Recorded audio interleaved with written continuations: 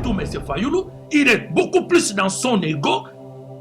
Alors, Azako Lingate, Jean-Pierre Mema est prêt pour le faire. Oyo Mususu, Katumbi est prêt pour le faire. Mais le débat Congo là, le débat Congo parce qu'en attire, Congo ya bandundu, basakabite mamabi. Que chaque chef coutumier a récupéré ce qu'il avait investi sur la personne de Mobutu de son vivant pour ramener yango dans le village. Nde kosala mausolée pour apaiser les esprits. Ce qui est salamité, mon frère, le Congo ne trouvera jamais la paix. J'ai été le premier en 2011, mon frère, à dire que tous nos chefs coutumiers avaient investi leurs pouvoirs ancestrales sur la personne de Mobutu. Fayoulou Fouatika, ma manœuvre dilatoire, Fouatika. Il faut dire que le pouvoir m'avait échappé entre les mains parce que cela est destiné pour Nangaïté. Alors, il fait tourner les gens en rond, mais c'est Fayoulou fait tourner les gens en rond. Il doit accepter que le problème était déjà close de ces élections-là. Maintenant, je dois travailler pour la législature future. Donc, quand Kabila ne voulait pas leur donner de l'argent, après ça qui est mon Congo, ils sont tous pareils. Sans l'agneau christique, le Congo sera toujours dans l'obscurité, dans le chaos. Nazana tilapia, makayabu oya pilipili, wanezolongola kwiti. Il y a de tout, il y a du poulet, du foune dindon. Madendon na kuanga mobulut. Elenge o web chez Mamani, na galerie, Dixel na numéro 53. Ben Colombien, ben Indien, ben Américain, donc tout va mieux le porte d'entrée est à côté à Zara. Au quitter l'escalier juste na coin, kolia kitoko komela kitoko. Nazo servir na ndenga kosakana te. Donc azo ici ba mabala nyonso ekufa po ba kolamba te. Bazo ya kaka awa na 5 € pamba ole otondi. Ah, na trouvé une vraie solution.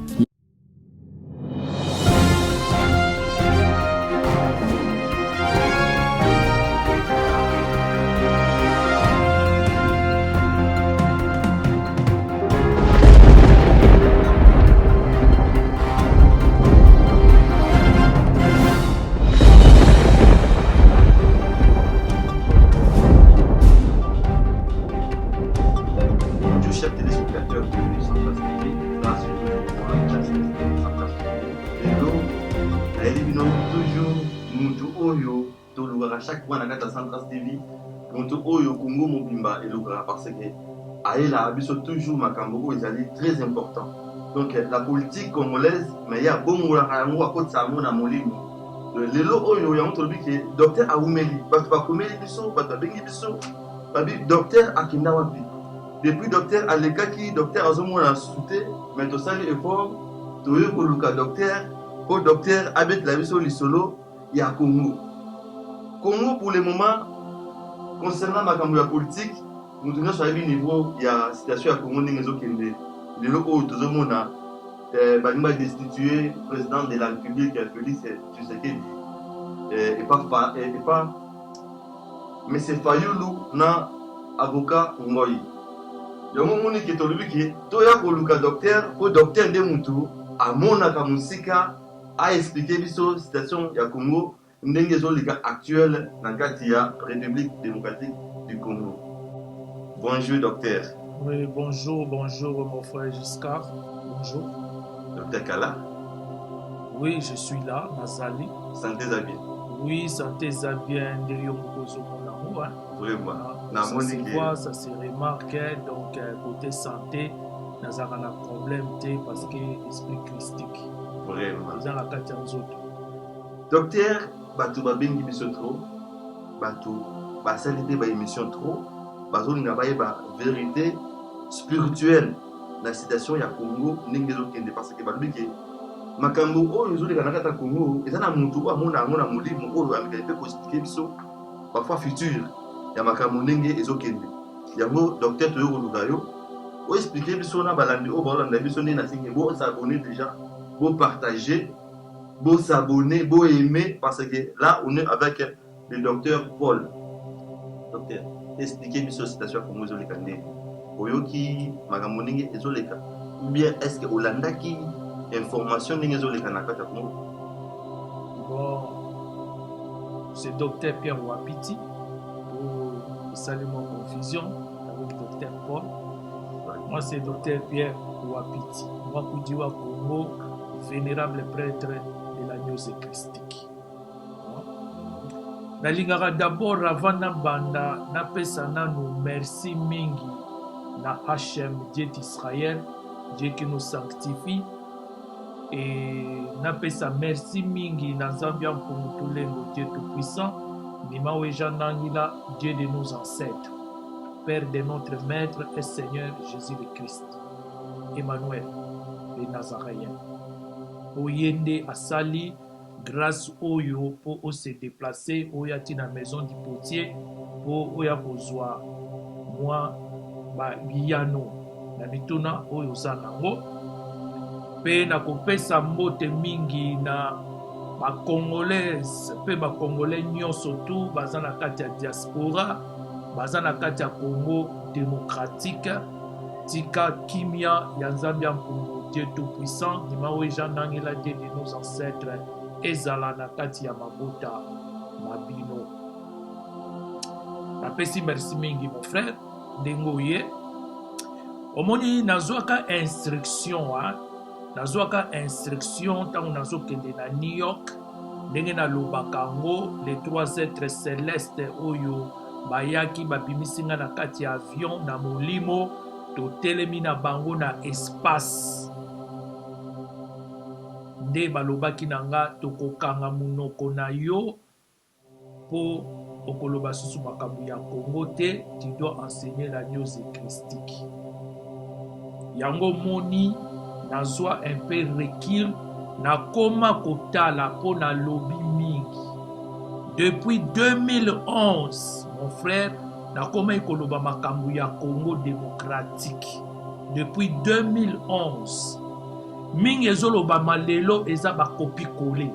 Ba copie collé oyo nga na lobaka déjà.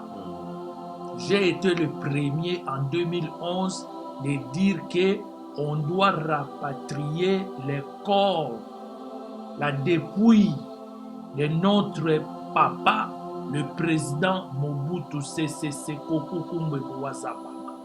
J'ai été le premier à le dire en 2011 et les gens me prenaient comme un fou. Nalobaki soki nzoto ya maréchal ezongi na mboka te, kimia ekozala na kati ya mboka wana te. Mingi bafinga kinga balobi ndenge nini ye mutaboma mboka, ye mutabebisa mboka, même baluba mususu soki ba telefone bunga kite mon frère olingaki kotanga ndenge balobi ndenge nini yozolo babazongisa kor wana ye mutakreela biso ba problème parce que les gens ne comprennent pas l'histoire. J'ai été le premier en 2011 mon frère à dire que tous nos chefs coutumiers avaient investi leurs pouvoirs ancestrales sur la personne de Mobutu. À la personne de Mobutu. Dans les années 72, 70, maréchal Mobutu a vraiment dans son apogée. Son règne était total. Et tout le peuple, même 95% du peuple, l'aimait. Alors, tant qu'on a eu un comité central, nde ba chef coutumier lokola ba linga ki yepe mingi ba yaki balobi te mokonzi bo moko biso nyonso tout ko investir pouvoir na biso epa na ye ya komi lokolo desi na biso moni ne aye kozwa règne total. Mais on ne chasse jamais un chef dans nos coutumes bantous africaines. Chef ba bengana kayete. Ce qui ba bengani chef ezalaka lokola malédiction moko ekotikala na ba sujet ekotikala na peuple. Chef soki akufi ba chef mususu esengeli baya basala ba cérémonie ancestrale pona kozwa ba pouvoir wana ezalaki epa na ye kointronize yango na successeur na ye sima makambo ekontinue. Mais ça n'a pas été fait.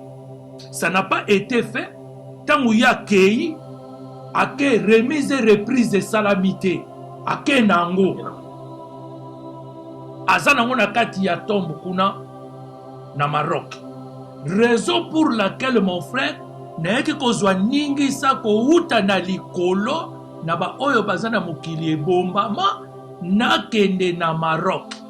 Nde nakendaki na Maroc nake ko se recueillir devant la tombe du maréchal Mobutu Sese Seko en faisant aussi d'autres cérémoniels qui sont gardés cachés. Hein? Nakendaki kosala misala wana. Mais nakendaki kosala misala wana, je crois que mon frère Jacques Kabemba, quand il sera saisi de cette vidéo, ako balancer le biso yango. Batu balobi nake kosala nécromancie sur la tombe de maréchal sans même connaître la nécromancie c'est quoi. Ça ce n'était pas de la nécromancie. Quand on va aller rendre visite aux tombes de nos ancêtres pour les honorer, pour les rendre hommage, cela n'est pas de la nécromancie. Congolais lobaka biloko kaka zwi mo abimisi. Mais ayebi contenu ya makambo evandi na kati ya mo wana te. Mais lelo mon frère, sans vous couper la parole, lelo naza na esengo namoni bato bakomi kotelemisa kombo ya maréchal, namoni bato batelemisi drapeau ya Zaïre.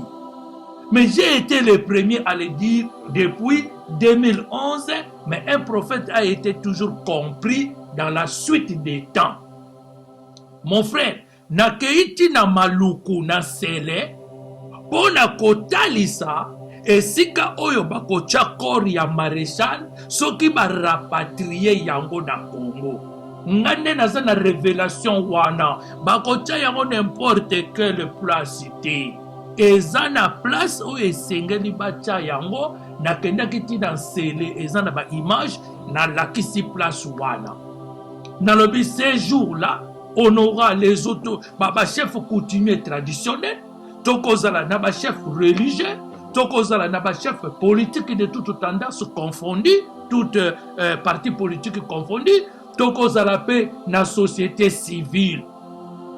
Pona kokende ko introniser, mais bakotika ba chefs coutumiers na depuis wana pona basala musala seneli kosala que chaque chef coutumier a récupéré ce qu'il avait investi sur la personne de Mobutu de son vivant pour ramener yango na ba village. Nde bakosala mausolée pour apaiser les esprits. Ce qui est salamité, mon frère, le Congo ne trouvera jamais la paix. Ok, docteur, donc je suis dans l'année très bien aujourd'hui que Ozonga, il y a nous autres, il y a ancien président Nabiso, président Mobutu, donc il faut changer ma rebelle la carte Congo. Il faut changer ma kambu ebele. Il faut changer ma kambu ebele et aujourd'hui tout le monde maintenant en parle. Même le premier ministre Ilukamba, dans son élocution, il a parlé de cela. Mais j'ai été le premier à le dire. En 2011, quand j'ai fait la tragédie congolaise, heureusement, il y a diable, bazoka cassette la tragédie congolaise, bakena ko bomba on a ça mais ça. Mais je crois qu'il y a les gens oyo enregistrer ba copia ka yango la tragédie congolaise que j'ai réalisée avec une chaîne de YouTube en 2011 pendant la période électorale de 2011. Docteur, makambo oui si biso eza mamomo eza très capital parce que même ngai naza na kati ya pouvoir te mais na yebi ke eloko wana lo beza très important parce que biso na sto yebi ndenge Mobutu azalaki na ba chef coutumier nyonso ya Congo. Donc azalaki na plus de pouvoir na bango na yebi ke contact wana na kobima ya président eza vraiment malamu te na kati ya Congo. Sikoyo président Félix est-ce que ayebi citation que kozonga ya nzoto ya ancien président et kosala eloko moko kati ya république est-ce que ayebi yango vraiment ayebi yango fo ayeba yango même Joseph Kabila asengaki yango. Okay. Mais la famille de Mobutu avait refusé. Le temps on a nous quitté parce que bango balingaki bazokisango pour jongler parce que dans la pensée de Joseph Kabila il voulait régner comme Mobutu. Mobutu ndazali sikoyo neti exemple na bango. Mais bayebi to non mutu azalaka unique pe irremplaçable. Alors yango moni ba refusaki rapatriement ya korwana ti lelo ndenge bazobundana nango bakoki koloko zongo kaka boye te fo bayeba procédure. Omoni congolais problème ne yango wana mon frère soki kaka yoki likambo akomi kosala copie coller ndenge lelo na moni bakomi kosala ba copie coller kona maréchal Mobutu fait zonga kona maréchal Mobutu fait zonga. Mais j'ai été le premier à le dire en 2011. J'ai été le premier à révéler cela.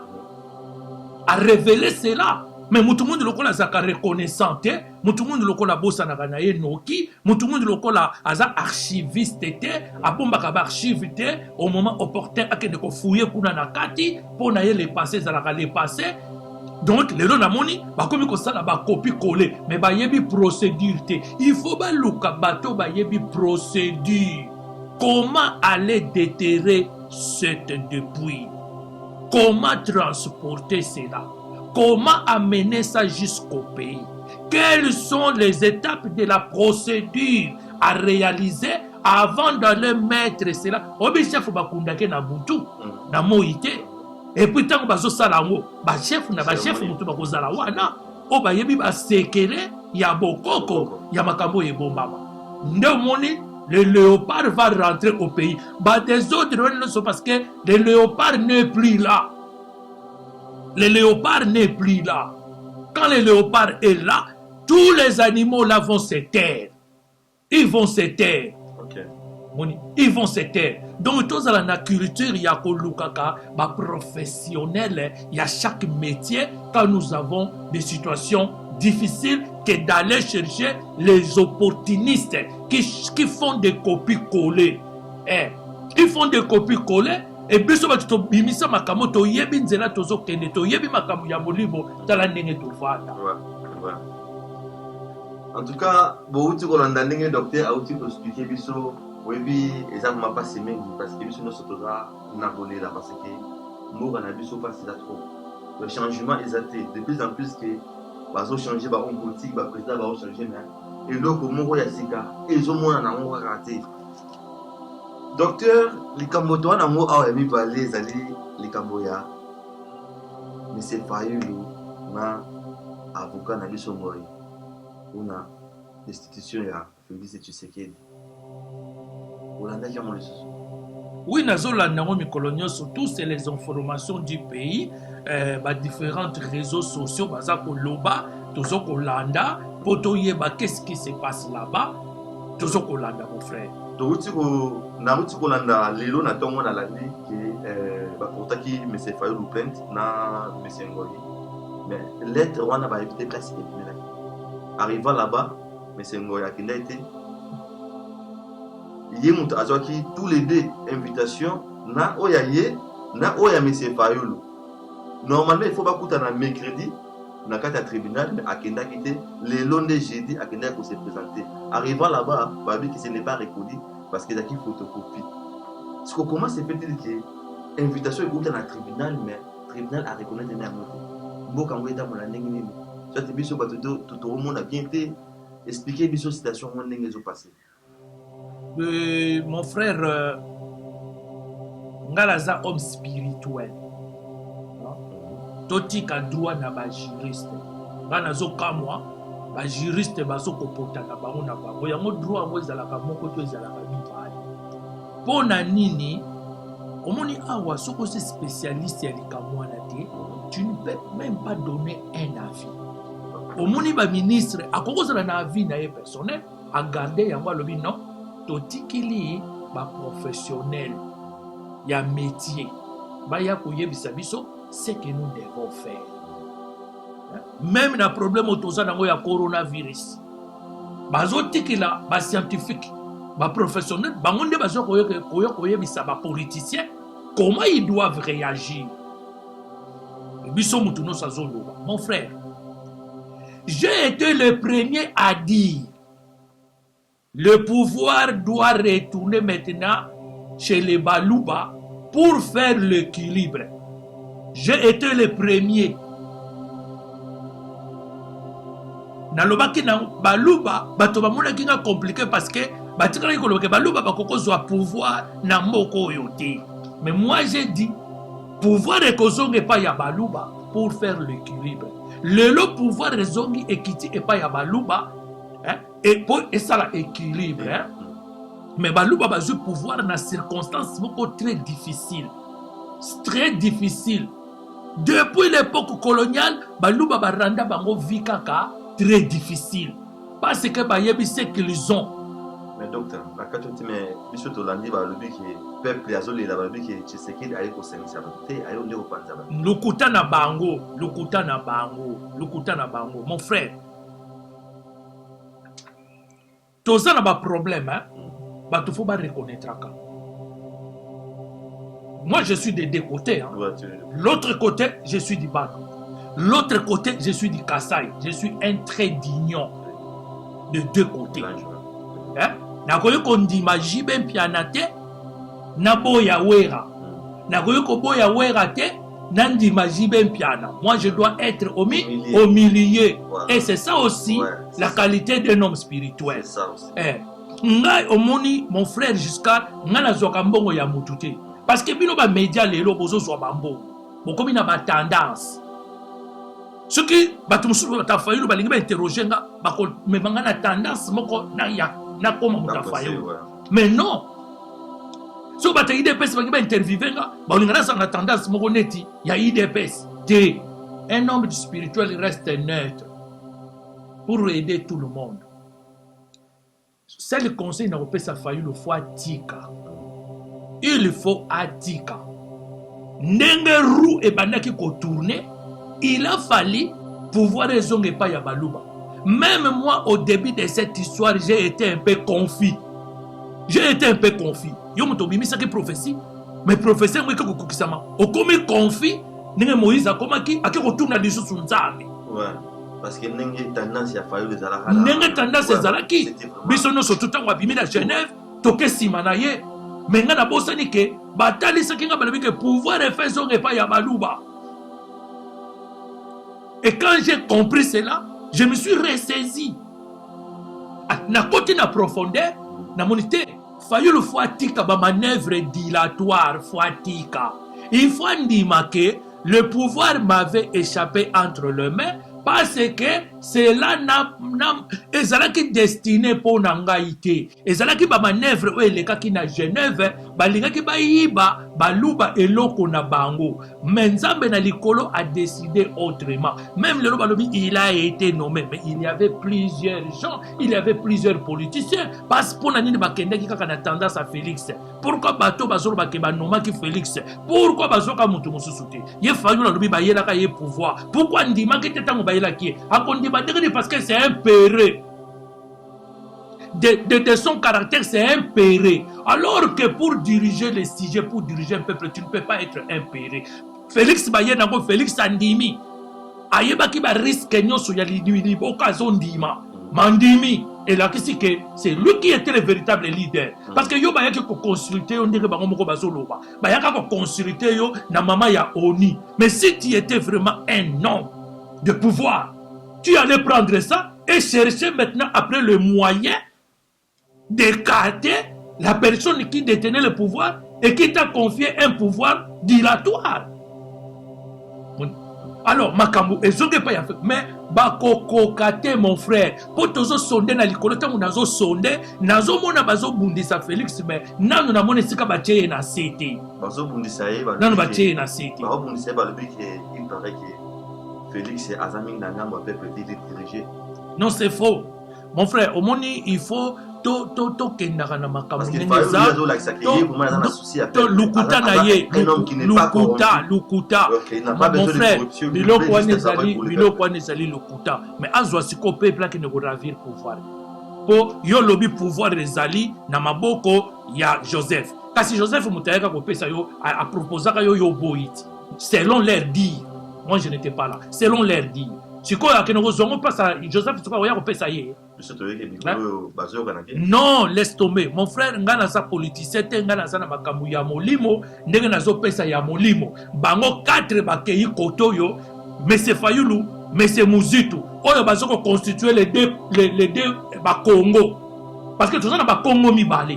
Ba Congo ya ba Congo na ba Congo ya Bandundu. Bango nyonso bazali kaka ba Congo mais qui sont subdivisés en 2 morceaux. Les 2 morceaux qui représentent Muzitu et Fayulu. C'est 2 morceaux. Et puis, tu as Mungala Moko Nakati, Jean-Pierre Mbemba. On a représenté Bangala. Après, tu as 4e, tu as Katumbi. On a représenté Baswahili. Bango 4, ils ont formé les 4 éléments. Mais les 4 éléments ne peuvent pas fonctionner si le 5e élément ne vient pas leur donner la pulsion. Et le 5e élément, c'est Félix. Et bazalaka bango 5 non le 5e élément c'est Félix. Alors ceux qui bango balingi makambo ekende bien bango ba 4 éléments il faut bâtir le 5e élément asala na bango masolo pour bango pe 4 bazwa pulsion. Mais comme ils sont beaucoup plus dans leur ego, surtout M. Fayulu, il est beaucoup plus dans son ego. Alors azako lingate azora Jean-Pierre Mbemba est prêt pour le faire. Oyo Mususu Katumbi est prêt pour le faire. Mais le débat Congo là, le débat Congo parce que en nature, Congo ya Bandundu, basakamite mamabi. Basakamite mamakasi, basakamite mamabi. C'est pourquoi tu as vu que même Emene ya Kwamambu que j'aime beaucoup, que j'ai toujours soutenu par rapport à Papa Wemba, n'a jamais reconnu Papa Wemba comme si Papa Wemba qui avait fait que yé Mokili Mubimbe yé baye. Il n'a jamais reconnu ça. Même Redi Amisi, une fois, il parla de mal de Papa Wemba. Sans Papa Wemba, il y a Tolinga qui est. Ça, c'est le caractère des gens d'Ibandou. Sans pas reconnaître que le Félix que nous voyons, son papa a beaucoup lutté pour ce pays et il n'a jamais accédé au pouvoir. Alors, Nalobaka on a lobby, Bako récompenser Félix pour ce que son père avait fait. Il y a un monde qui va récompenser Félix. Même s'il mange le bouffe, où est mon problème à moi?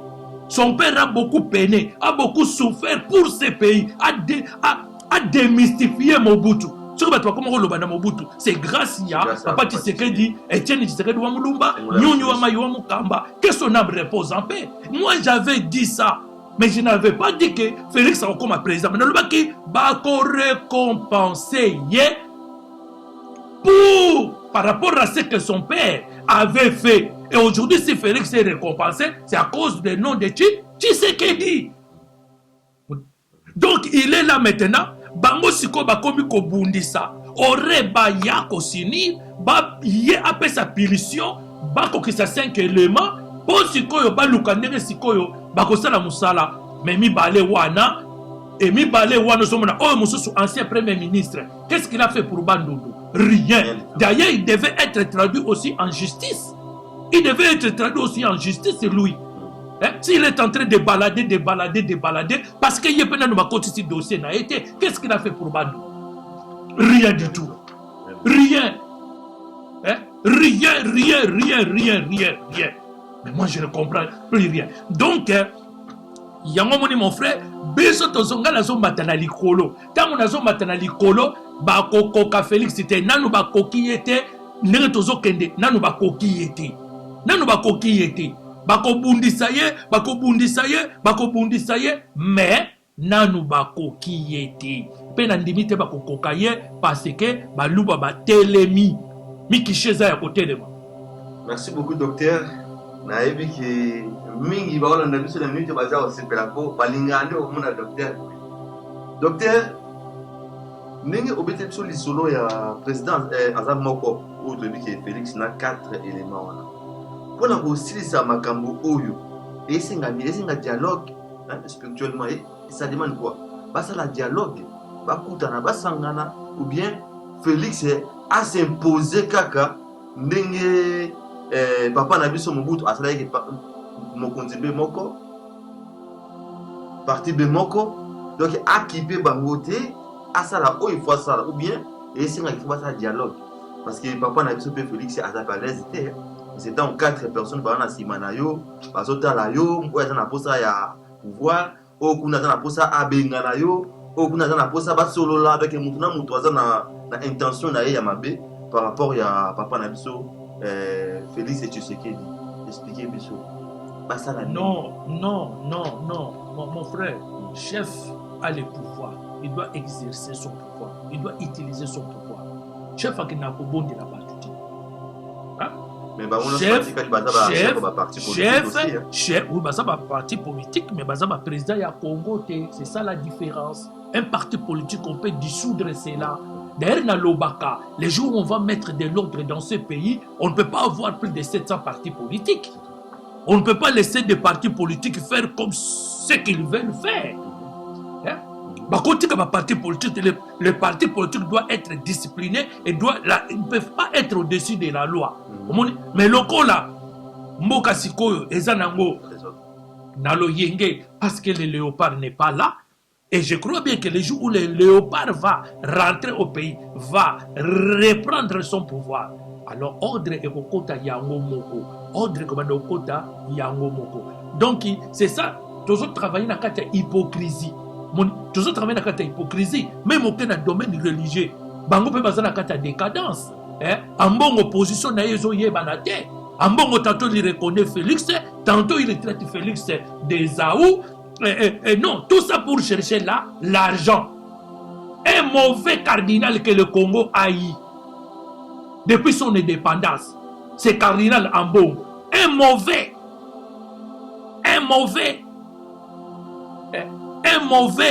à ce qu'on rendre son mauvais service. Alors, l'heure de quitter l'église des réveils, mais l'église des réveils ne fallait pas dissoudre Yango. Ils ont joué rôle de mon côté.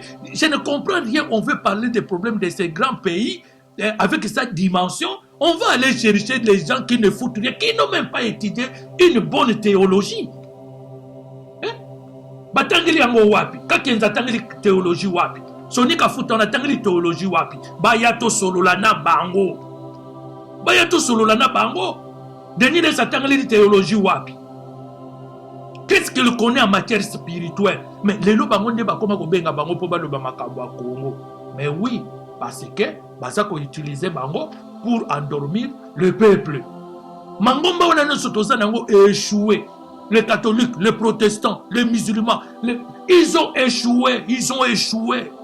Donc, quand Kabila ne voulait pas leur donner de l'argent, après ça qui est mon Congo. Ils sont tous pareils. Sans l'agneau christique, le Congo sera toujours dans l'obscurité, dans les chaos, parce que toutes ces églises-là, de toutes dénominations confondues, même les mouvements sectaires, Rose-Croix, Maïkari, le Kankar, franc-maçonnerie, Mimi Bisowapi. Nulle part. Alors, Photozonga Nabokoko, Photozonga Siko Nabokoko. Parce que le mouvement, on a ce salinini, tu peux se bako comme Congo, bako peut pas passer biso Mukongo, tu tika kaka na ba français, yoka ba français, yoka ba vokawana, ba français bazo bimise, Moussa Lobi, il a la ménopause, ce qui est juridique, ce qui n'est. Yoka ba terme ba français, ils ont même biso wapi, rien, le peuple n'entend pas cela. Merci beaucoup docteur. Nandenge ofungola biso toujours mémoire na makambo oyo biso tozomona bienté.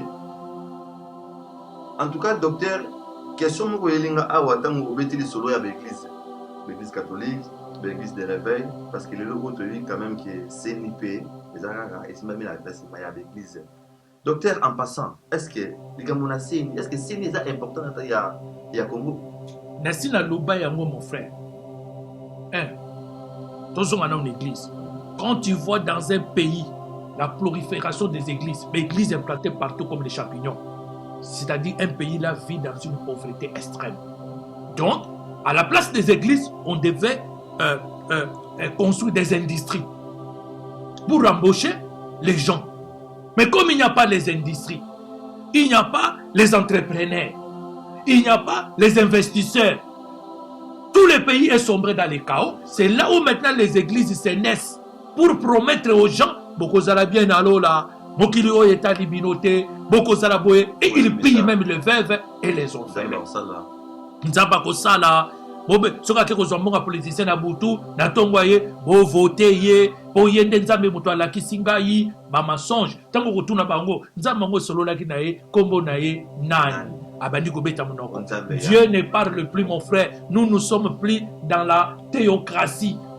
Nous ne sommes plus dans la théocratie où Dieu venait pour parler. Et il parlait à une seule personne, à Moïse, et Moïse transmettait le message de Dieu au peuple de Dieu. Tantôt il venait parler avec le prophète quand ils étaient plongés dans leur profond sommeil. Mais maintenant, là, aujourd'hui, nous ne sommes plus dans la théocratie. Quel Dieu qui t'avait parlé? Il s'appelle comment? Il t'avait parlé quand, comment, où? Non, nous sommes maintenant dans la christocratie où c'est l'esprit christique, le Saint-Esprit qui nous parle. Même Jésus ne parlait pas. Même Jésus ne parle plus. Jésus ne parle plus. Parce que je m'en vais vers le Père et je ne vous laisserai jamais orphelin. Je vous enverrai un autre consolateur qui vous conduira dans la vérité. Qui vous enseignera toutes choses que je ne vous ai pas enseignées. Et il prendra ce qui est à moi, moi Jésus, parce que je ne serai plus là. Et il vous l'annoncera. Quel Dieu? Dieu n'y solo la kinaï. Donc, les gens là ont compris les systèmes. Ils sont en train maintenant de manipuler. Même ceux qui se disent, ce sont des hommes de Dieu. On les manipule pour des miettes. Pour des miettes. Alors, quand on crée la CENI, j'avais dit, si un pays, les élections sont gérées, dirigées par la CENI, c'est-à-dire, il y a un problème. Sinon, les élections sont normalement, c'est là qu'on a un ministère de l'Intérieur qui organise les élections. Mais pourquoi vous n'avez pas confiance au ministère de l'Intérieur?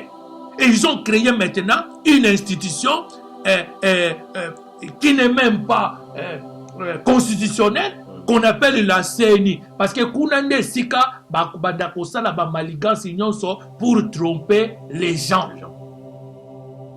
Donc, CENI, on est à la tinati. Mais comme le pays a un problème jusqu'aujourd'hui, un problème qui ne finit pas, depuis que Mobutu avait quitté ce pays, alors il faut avoir des organisations comme la CENI. Merci, docteur. Docteur, nous avons une question à Souka parce qu'après Narotique est là aux paroles, au Lobelabiso, aux Anango par rapport à la situation à Congo. Mais question dans est-ce que le président Fayulu a un candidat dans l'élection aux Oya? On est aillé. On a faut que nous tournions spirituellement. Non, il faut que non, il faut que nous tournions. Vous comprenez? Ngamuna ko loba neta za la présidente, za la présidente, il faut que nous tournions. Faut que nous tournions, mais ngana yebite soki déjà ba déstabiliser. Soki bazalaka na yebite so bazalaka na ba conseiller spirituel. Tu sais Indira Gandhi. Indira Gandhi azalaki na voyante na ye. Un jour, elle est allée voir son voyant. Et quand le voyant regarde, Ayebisi Alobi, je ne vois plus rien. Je ne vois plus rien. Ce qui voulait dire quoi? Ce qui voulait dire que, au komina souka ya cycle na yo. Donc, ça sonne le qu'on a les mots sautés. Donc, docteur, expliquez-moi. Vous comprenez? Donc, Azo ko annoncer Indira Gandhi sa fin. Donc, fin na yo est comme proche. Parce que devant, il n'y a plus rien. Si, écoutez mon frère, pour assassiner Indira Gandhi par un de ses gardes de la résidence. Vous comprenez? Il y a quelques jours, un de mes frères que je présente mes condoléances, le frère Christian à Kinshasa qui vient de perdre sa grande sœur, quand ils m'ont appelé ici, docteur grande sœur dans sa maladie grave, qu'on est dans l'hôpital, et opération, bon, appelez-moi le soir. Je suis entré dans la chambre haute pour prier, dans l'hôtel. Je prie, je regarde sur la liste des vivants, je ne vois pas son nom. J'ai le message sur mon téléphone. Nakomi, mon frère, je suis désolé. J'ai cherché le nom de votre sœur sur la liste des personnes vivantes dans le monde présent. Son nom n'y figure plus. Ça explique quoi? Ça explique Azasu soit Wate. a commis déjà na mokili bombama. Et 2 jours après, la sœur est décédée. Au moment où j'ai fait cette émission, je leur présente mes condoléances, sincères condoléances, parce que c'est un frère qui est impliqué à Kinshasa dans la cause, dans cette cause de l'agneau christique. Donc, Fayoulou, le président Fayoulou, il faut que voyant, vérité de ce que tu dois faire et de ce que tu ne dois pas faire. Pas les églises là qui le font là.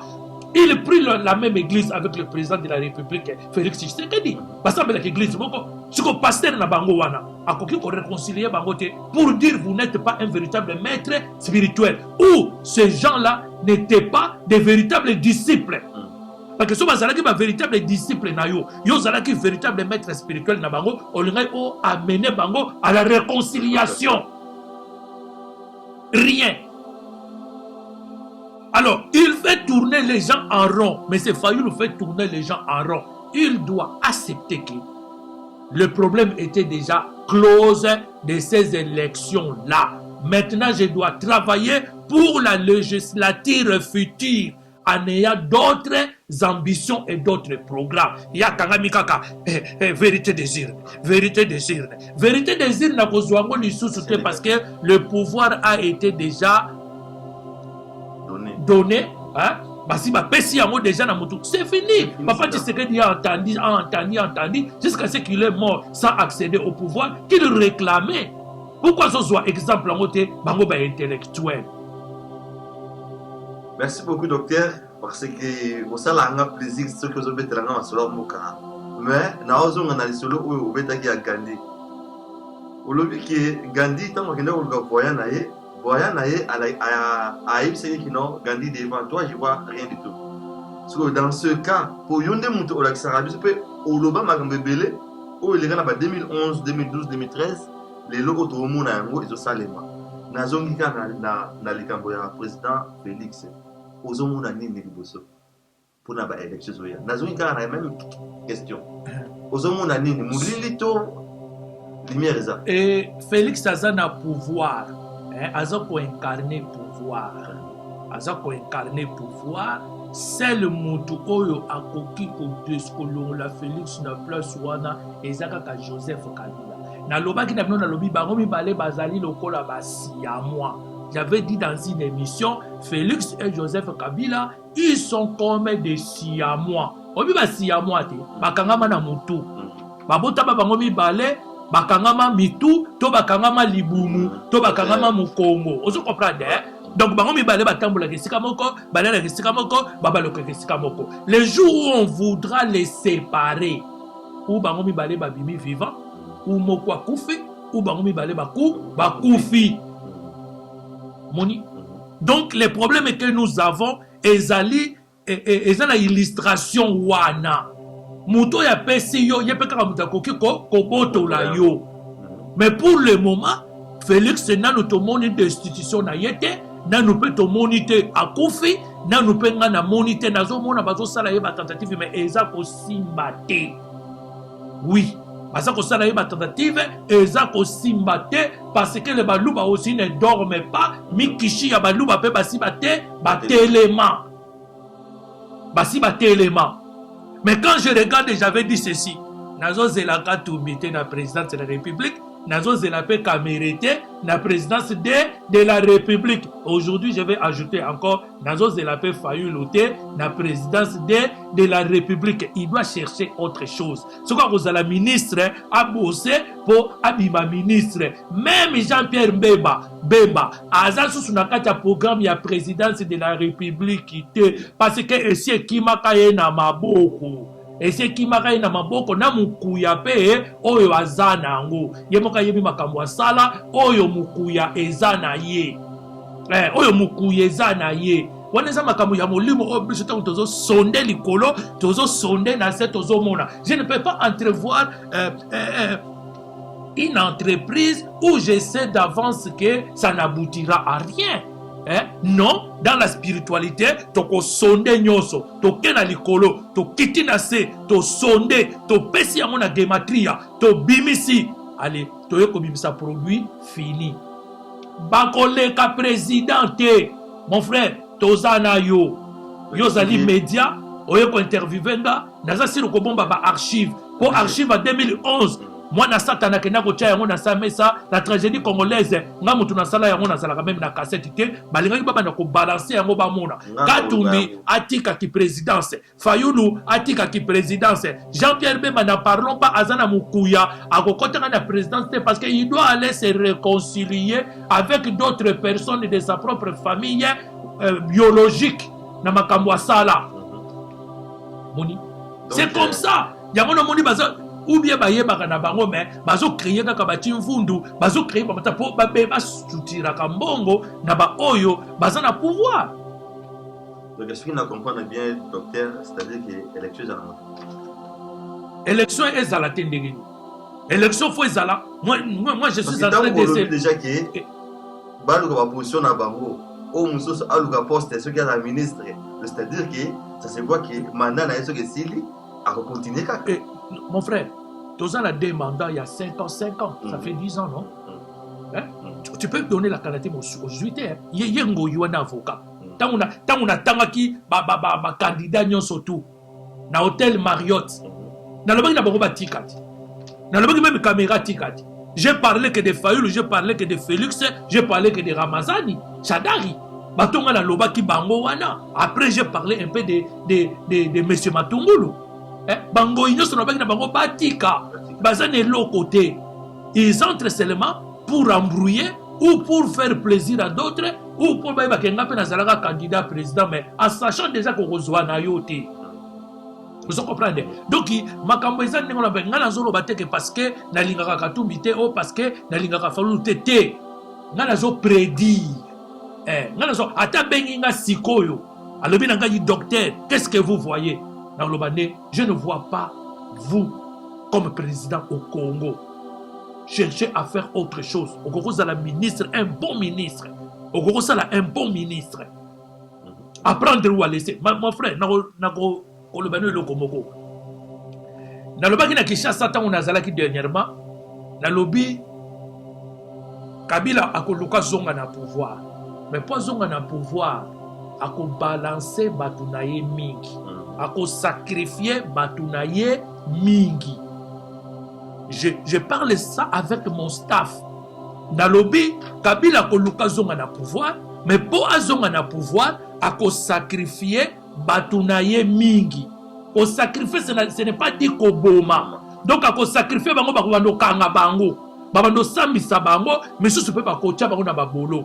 D'ailleurs, j'avais eu l'initiative d'aller chercher l'ancien président du Parlement, parce qu'il est un de mes frères de Bandundu, de Idiofa,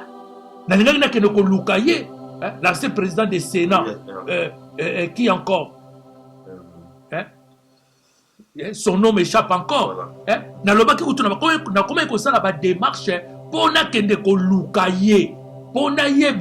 que prendre des gens de disposition parce qu'il y aura un moment où votre chef, autorité morale, il va sacrifier beaucoup d'entre vous pour la prison parce qu'il a compris que Batumingi Bachaki est na erreur. Erreur Rwanda salike ye abani ko payer ou yazo payer azana liste ya batu nyonso. Et il y a Félix il lui donne l'ordre et Félix exécute et puis babadi ko zobino moko. Il y a un spectacle wana tango e bandi na lobi makambo yo batalisa kinga ke Raïs akobanda ko pesa parce que il a compris batu ebele ils se sont enrichis derrière son dos, ils lui ont conduit à commettre plusieurs erreurs ou écouter ye le loboye alors à sacrifier bango po ye aya koloba par après que ezalaki ngai te bango nde bazalaki kokosa ngai sikoyo namoni clair je vais travailler avec de nouvelles personnes mais mayele ya yiki merci. Ouais, c'est ma prédiction, mon frère. Et ça ma prédiction. Et le lobby, c'est vraiment touchant parce que nayebi ba année eleka même ancien président Joseph Kabila alobaka yango ke dans cet gouvernement congolais, moi je ne suis pas mauvais, mais si j'avais ne fût-ce que 2 ou 3 bonnes personnes dans cet gouvernement, mais le Congo est si échangeant. Donc je comprends que c'est tout à fait raison à comprendre banane oyo bazindi sieti nakati ya bibulo azali. Merci chers téléspectateurs de Central TV, parce que c'est vraiment la vision dans le monde entier, vraiment vous l'ingaboué, puis nous vous l'ingaboué un docteur Mikolonios. Donc vous allez à l'aise de voir le docteur chaque fois pour atteindre sa biso makambo ningi ezulugana na mboka. Docteur toujours chité toujours comme la souga émission na biso. Dans ce sens, toujours et logo oyo ba téléspectateurs basinganga ba bisanga toujours que ceux qui émission comme la souka il faut ticker la ka inviter moi quelques minutes à s'exprimer. Yango docteur lobela biso liloba souka za nango public oyo ezolanda biso na minute oyo bayoka pour to tirer émission na biso. Liloba ya souka ezali kaka eza passe eza mawa mboka banda élection et salamati lelo baza ko se retrouver te kaka ba problème oyo kuna baloba boye oyo kuna baloba boye. Donc un seul pays d'Afrique qui n'est pas stable même après les élections, toujours kaka ba querelle ba dispute bango ba lobby boye bango ba zongisi boye bango ba sali boye. Il n'y a que ça. Mais quand est-ce que vous allez bâtir? Quand est-ce que vous allez construire?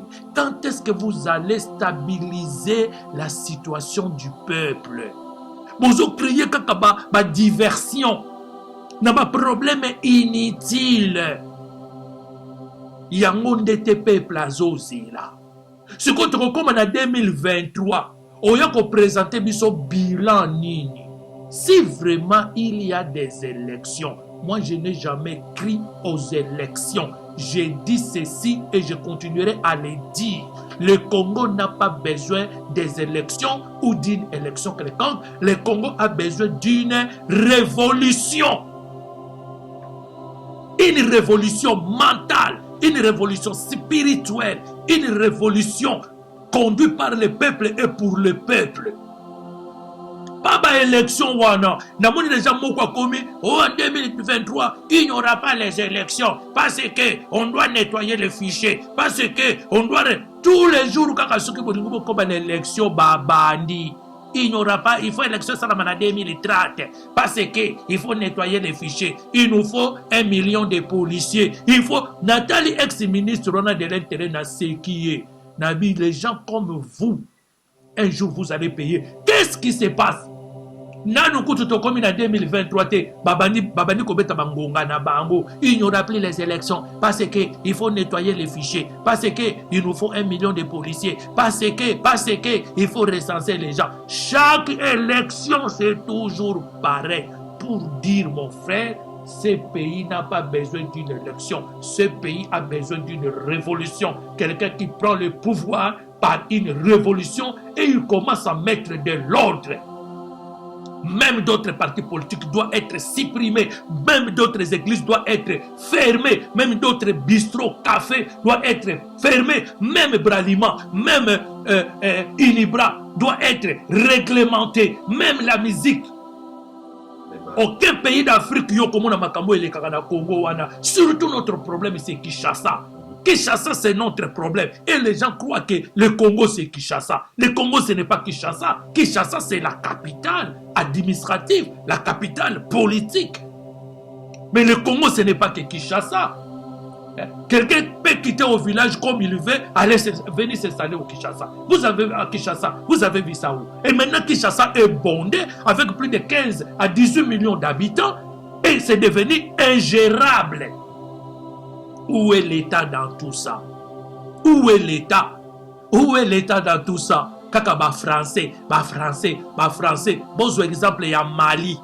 Mali bazolo ba munoko mboka na bango. Mais biso to loba munoko ni parce que nous avons 4 langues.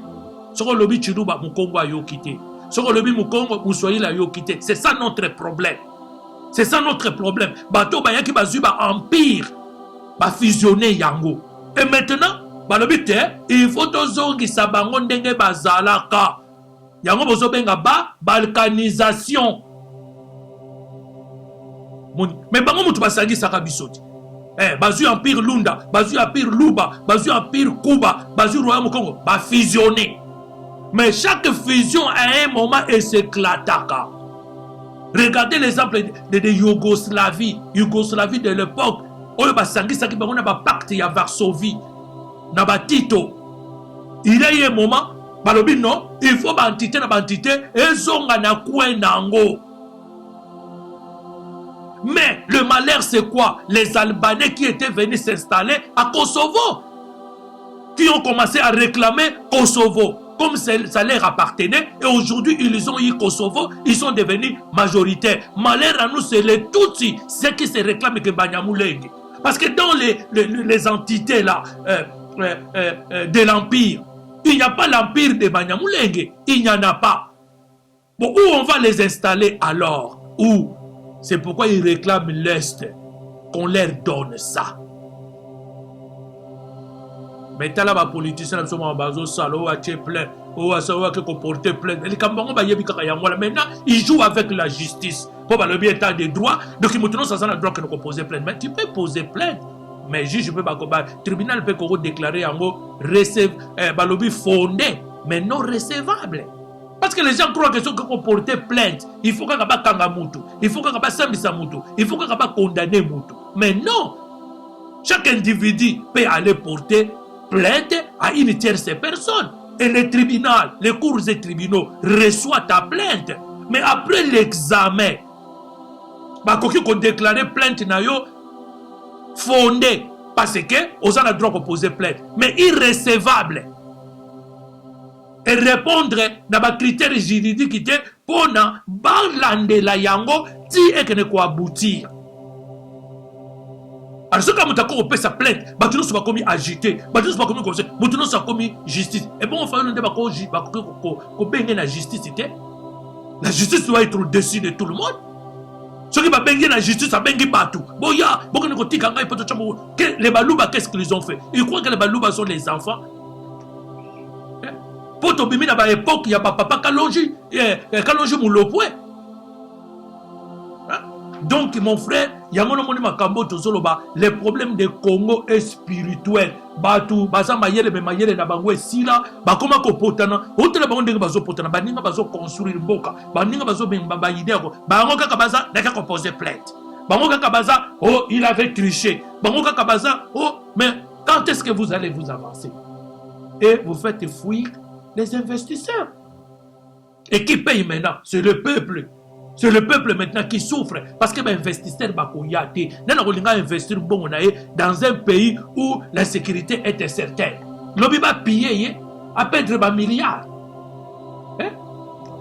Donc, c'est ça mon frère, c'est que moi j'ai toujours dit, dans la news christique, sans la news christique, le Congo sera toujours perdu, qu'on nous ferme toutes ces églises-là, qu'on mette de l'ordre même dans la musique congolaise et tout ça, surtout valoriser notre musique traditionnelle qui est délaissée au détriment de cette musique-là moderne et qui nous amène nulle part. Les gens chantent, dansent tout le temps chantent, dansent et ils oublient l'essentiel. Voilà. Les amis pour tous les nous aident. Maoué Janangila nous aide. Vidou Moukoul, qu'il nous aide. Voilà, merci beaucoup. Merci beaucoup, chers téléspectateurs de Centras TV. Batuno Sovala National Monde, Batuno Baolo National La Congo TV. Vraiment, merci beaucoup. Na Nenge Tawuti pour passer l'émission nationale, docteur. Docteur, donc nous avons fait émission Nazo. Il y a déjà public qui est au Royal Malisou sur le docteur Mikolo Roya. Mais tu reparler sur la révolution. Pour le dire que le peuple doit révolter. Mais tu reparler sur la révolution.